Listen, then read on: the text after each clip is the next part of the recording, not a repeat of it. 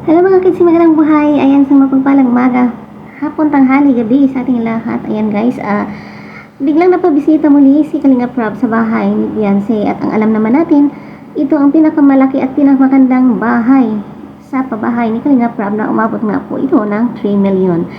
At malinis naman talaga namang sobrang ganda. Kaso nga lang, ay nagkaroon po sila ng pagkadismaya. Syempre nagdismaya po si Kalinga Prab sa pinatayo na tindahan. Hindi naman po masama na magpatayo sila ng tindahan, kaso nga lang ay mismong nasa harap ito at nakaka-istorbo, kumbaga natabunan or pangit kasi tingnan. Kasi sobrang ganda po yung bahay at na-distract lang po ng dahil sa pinagawang tindahan. At hindi po kasi nila alam at magkakaroon man ng tindahan, dapat po sana talaga ay pinaalam sa kanila para naman mapag-usapan kung saan nila ilagay ito.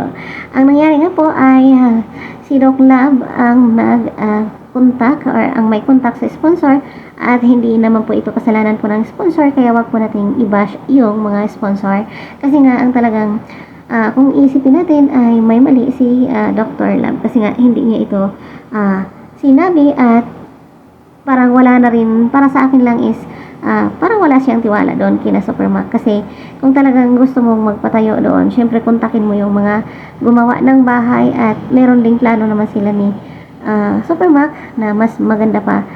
At syempre alam naman nila kung ano yung dapat gawin.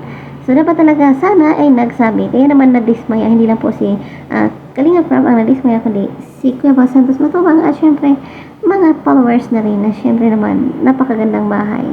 Ito kasi parang nag-bypass kasi si dito, si Doc Lab.